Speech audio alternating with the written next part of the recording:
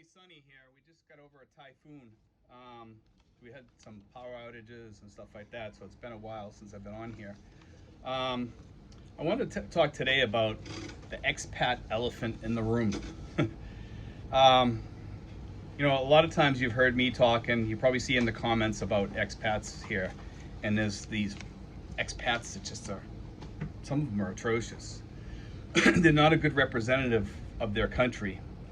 And, I'm not going to throw Americans underneath the bus here because it's not just Americans. It's a lot of people that come from outside the country here. They don't represent their country really that well. Okay? And by that I mean they come over here and they just use and abuse the Philippines. And they use and abuse the Philippine people.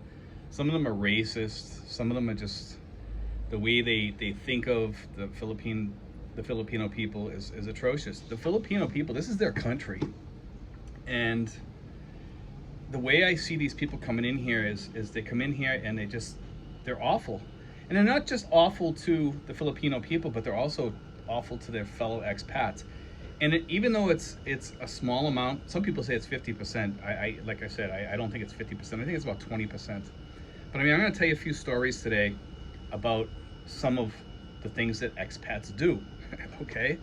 And some of it's minor, some of it's stupid, and some of it's just downright ignorant, One of the things is, I used to have this guy, I met him, and he wanted to hook up with me, and I was like, I really don't, most of you guys know, I've said this before, I don't hang out with a lot of expats. I have some expat friends, but I just, like some of them I see here and there. There's a few people in town here I'm friendly with, but I just don't see them that much for whatever reason, one reason or another. I'd like to hook up with them, but I mean, they're busy, I'm busy.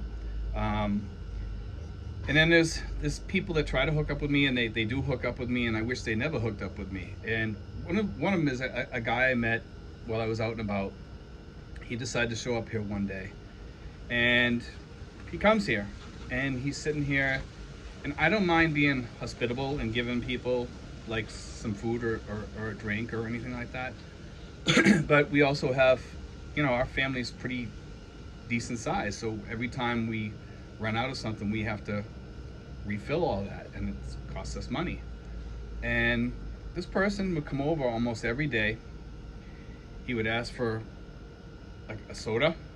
He would ask for a water. He would ask for another water. And sometimes even another water, and he didn't just ask for like water from the blue thing. He was asking for bottled water specifically. Sometimes he would ask for another Coke, and this cost me money, especially when the guy's coming over here every day. I'm not exceptionally wealthy. I'm not broke either, but I mean, by all means. But then he started showing up here like drunk. And when I'm at home relaxing, I don't like to babysit, and then he started showing up over here with a rooster and bringing his rooster over here, his fighting cock. And,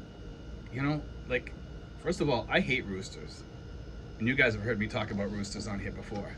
I hate roosters, okay? If I get close enough to a rooster where I can grab their neck, I'll grab their neck and I'll eat the thing. It's just the way it is. I just hate roosters. But the guy kept coming over here. Then all of a sudden what happened was, and I don't want to mention this guy. After a while, I just didn't want him coming over anymore. Like, I just didn't feel the need to be his friend because he just wasn't my type of person, And he was asking me about buying a motorcycle or a scooter. So we told him that we had a scooter for sale. And he said he wanted it. And I says, well, right now you're drunk. And I says, I don't think, you should be making decisions while you're drunk because it's just a bad choice. So he goes, no, I want it. I really want it, And then before he left, I said, no, when you're sober, come back and we'll talk. I said, we'll hold it till then, don't worry. But I said, I want to hear it from your mouth when you're sober. Anyway, he throws money at us. And he says, keep it. He says, that's the deposit. And I says, well, if you make a deposit, it's non-refundable because that's the way it is. And if you put a deposit and you back out, that deposit is lost. And he goes, that's okay. I'm like, okay. Because I had a feeling that he'd be back the next day asking for the money. So anyway, you know what happened next. He come over the next day, come over in the morning, ask for the money back. And I'm like, there we go. That's why I don't like to hang around with expats that much. That's one of the reasons. You know, your word is your word, you know, and they break their word. You know, a lot of these guys that are over here are broke, and I realize that they're broke, but they try to play like they're a beef line, right? Anyway, they try to play like they have a lot of money, and they don't have a lot of money. And if, you know, you know, that's why I gave him his money back. You know, he's lucky he made a deal with me, because, you know, I knew the situation. I just didn't want him coming over here anymore after that, you know, because I like men of their word. If you tell me something, you're gonna do it, and that's just the way it is. You know, if I want to give you money back afterwards, then that's up to me. You know, that's on me. But for you to come back and ask for it, I don't know. A deal's a deal, you know. But there's one thing, okay? There's one expat example. Another example. We had a friend of ours, and I wouldn't say we're really close, but we're fairly close, you know. And he was part of the expat community in my town, and I seen him out on the town one time, and you know, he was carousing around. I'll just say it that way, you know, and you guys know what that means. You know, he's cheating on his wife. You know, it's wrong. And my girlfriend went to show me something on her phone, and the phone happened to be pointed, the back of the phone was pointed, like the camera part was pointed towards his girlfriend. And he thought we were taking pictures of his girlfriend. Well, actually not him, his girlfriend. Then he thought it because his girlfriend was telling him that. But nothing happened. But he kept acting like it did happen when it didn't happen. And he says that, well, that picture better get lost or something like that. You know, and when you start threatening my family and pulling, you know, my family into your vomit, you know, that's when I take exception. You know, and he kept asking me if I'm still gonna be his friend or whatever. And you know something, at that point, the friendship is already lost. You dragged my family into your muck, you know, and I don't tolerate that well. In fact, I don't tolerate it at all. You know, and you know, he tried becoming friends with me again after that, but you know, after that, once you do something to my family where my family's innocent of whatever you're pointing out about them, and you keep on pushing it with them, then I'm done. You know what I mean? I'm done. You know, would I help these people if they were in dire need? Yeah, of course I would. You know what I mean? I'm not a hateful, vengeful person at all. You know, like if anybody came to me, like they know that, yeah, I'd probably help them if they were in need or something, in dire need or needed help. But if it was something like, you know, I need $20 to go buy beer, no, I'm not gonna help you. You know? But there's two cases. Okay. The third case was a case of expats coming over here. Some of them were, I believe they were all, you know, I don't like saying they were Australian, but I think there was also a couple Americans involved too. Okay. And that's why I say it's not just Americans, it's all expats. So I'm not trying to, like, you know, go after Australians when I say what I'm about to say, but it was a bunch of Australians, and most Australians probably heard about this story. I believe it was on like 60 Minutes or one of those types of shows, okay? And it was these Australians that were running a scam out of Manila, okay? And what they were doing is they were calling up people trying to sell them like some fake stocks or fake shares, or it was some sort of scam, and they were ripping off these elderly Australians and stuff like that. And it was terrible what they were doing. Anyway, the police here and the law enforcement here went in and arrested them, and they showed it on TV and everything. But one of the local bloggers here caught some of these guys in their videos. In one of his videos, it was JLB. JLB, in one of his videos, he actually had some of these guys in the background. I think he even said hi to him or something. I can't recall, or he was talking to him. It's been so long since I've seen the video, but I remember he was talking about this also. And you know, that's what some of the expats do over here too, is they run scams. And you know, that's my third story. But here's another story also. We have a guy over here. There's more than one. The bloggers over here. Okay, the bloggers over here sometimes they immediately go on there, and they don't go on there really to blog to talk about any subjects that would help anybody. They just go on there to show their life and sit there and smoke and drink and, you know, talk about their girlfriends, and half the time they're drunk. They'll go live in the middle of the night, and what they do is they get all these people in the comment section, and they become friendly with some of these people, you know, and these people, like, you know, they're talking to them, and then all of a sudden this guy will start shooting to them like, hey, can you give me a load for my phone, or hey, can you send me 10 or 20 bucks for some, you know, I'm broke for the rest of the month and I don't have any money for food, you know. And this started really becoming like a big thing over here for a while, where people were really getting upset at some of these people that were doing this. And it was more than one, you know. It was these people that were going live, and it was just making us expats look really, really bad. It was atrocious, you know. And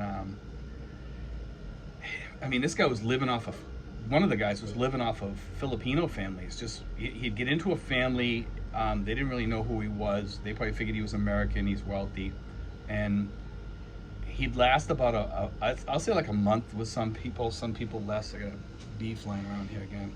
Anyway, he would last about a month with the family, then they'd throw him out, and then he'd go someplace else, and then he'd last maybe 2 or 3 months with another family, and then they'd realize he was just a drunk, you know, smoking and everything. You know, and I don't have anything against the guy. It's just that, like, it reflects on all of us. Because what happens is the Filipinos see us here as a bunch of alcoholics, scammers, drunks, druggies, whatever, you know, and people with no morals. And I would say, like I said before, about 80% are pretty decent. Out of that 80%, maybe 30% might have a few mental health issues, but it's minor. You know, you can get along with them and stuff like that. But the 50% are really decent people. By that I mean, most expats here disappear into the provinces, and you just never see them again. And they love it out there, and they help families, they build homes. Some of them were even bloggers. I mean, we got Terrence down there, and the funny thing is that Terrence, he's been attacked a few times by fellow expats, and it's atrocious that happens. You know, you know, people really attack him. He had to go take care of a whole bunch of things, which he should have in the first place anyway. He should have looked into it and asked around.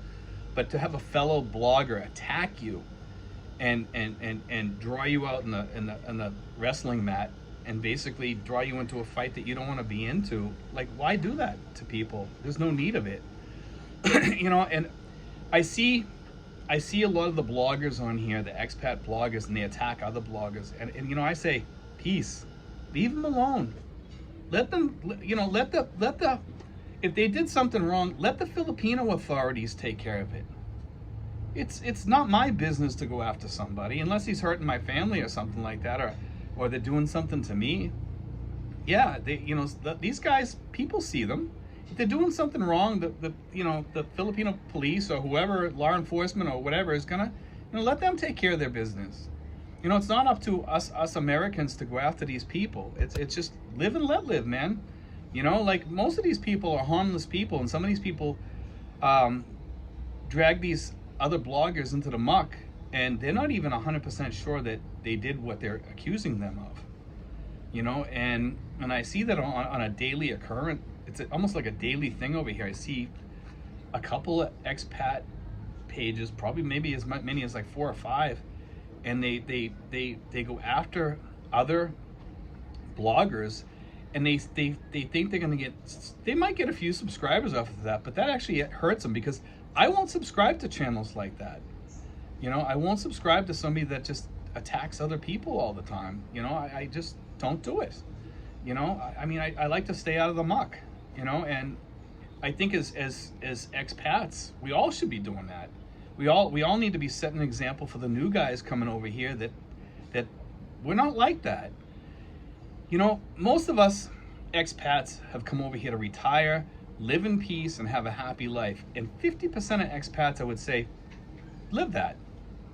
I mean, we have some really good bloggers over here. We have the Black Filipino, excellent blogger. I mean, he's enjoying life over here. He did a blog there the other day. I saw him. He was giving out hot dogs to people up in, I think it was up in Manila. He bought all the food on the cart and told the guy to just start giving it away. I was like, hey, that's a pretty good thing to do. And he's using his YouTube money for that. And that's great. And he's building his subscription, the subscribers. And that's great. Because he's helping people, but he's also, helping himself too.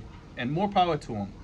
And I see him traveling around and doing videos like in Tagaytay and stuff like that. And that's what our lives should be here. We should be enjoying our lives here. Why get stuck in the muck where you have to attack people all day? And I know this video here is kind of like attacking these people, but I don't want to come across that way. I want to come across as like, guys, let's live in peace. Let's move forward from the spot that we're in here in the Philippines. We have a good life here. Why attack people? Why go after these people like if you don't know the truth, you don't know 100%. I don't care if you sat down face to face across from this person. You don't know the fact unless you saw it yourself. And that's just the way I feel about it. You know what I mean? I mean, I just hate to see people get attacked here. This channel here has been lucky. I haven't really been attacked for anything. I've had a few people write some nasty comments and stuff like that, but it's mainly from people that just are not that bright, to be honest with you. It's people that read something into something that I said that wasn't meant that way, And then I've had people, and I screen my comments for this very reason. I had a guy send the GPS coordinates of where I live, and he thought that was going to go out on YouTube, like the GPS coordinates of my home. He even gave a link to it. He gave a link, I think it was to Google or something like that, about where my home is. And why would somebody do something like that? And that's an expat here who's got nothing better to do but make somebody's life miserable. And that's the type of things that we put up with here in the Philippines. There's a lot of crap that we put up with from expats, and that's why I say sometimes it's best to stay away from expats. And if you do want to have an expat friend, make sure he's a solid friend. I have a friend here in town. His name's Bob. We don't see each other much, but we're good. I consider him a good friend. There's a couple of other expats that have left here. One's in Australia, and excellent guy. Like really close friend. I know people have their differences. And I understand that, my expat friends aren't going to be the same as me. That's just part of life. You accept that, but some of the expats over here, like, they expect you that if you're not like them, you should be like them, and they'll try to force that upon you. And that's another thing that I've picked up here from talking to some expats here. Not all of them. Like I said, 50% are pretty decent, and they don't try to force their beliefs on you. They'll leave you alone. A lot of expats over here are very, very helpful in the community. Very helpful in the community. Very helpful for feeding people in their neighborhood, helping their neighbors. I myself, we take in people, to help them. We've always taken people over here to help them out. We feed people. We help them out financially sometimes if they need a little bit of help. And a lot of the other expats do that also. The other thing is you also got like these poor expats here. And and I understand why they come here, and I'm okay with that. It's, what do I say? Yeah, they come over here and they're broke in the United States because they're only making $500 a month or $800 a month or whatever, and this is a place where you can live on that and live fairly decent. You can live okay. It's all right, you know. It's not the best, but it's living. I mean, back home, that would pay for your apartment. You'd have to be on welfare. You'd be getting food stamps, and you wouldn't be living well. And you probably couldn't have a car. Over here, you wouldn't be able to have a car either, but you can pretty much walk every place or get someplace close to town. And these expats, I fully understand why they're here. Most of these guys that are really poor, they go to the provinces, they live there, and they do okay, you know. But some of these guys, when they get sick, they have a problem because they can't afford their medical bills and they die here, you know, and they leave a big burden on their Filipino family. But anyway, guys, I just want to talk about that briefly. You know, I don't want to keep on ranting and raving about this, but I wanted to bring that up because somebody wanted me to bring that up yesterday, one of the subscribers, and I just decided to do it today. I just thought it would be a kind of a fascinating video to cover. And, you know, it's not a fun video to do, but at least the word is out there. And maybe we as people can look inward a little bit and say, you know, I don't want to be like that. And that's why I brought it up. It's not to bring attention to people. That's why I didn't mention any names or anything on here. I just want to point out, these are the problems, you know. Anyway, guys, God bless, take care, and be sure to like and subscribe, guys.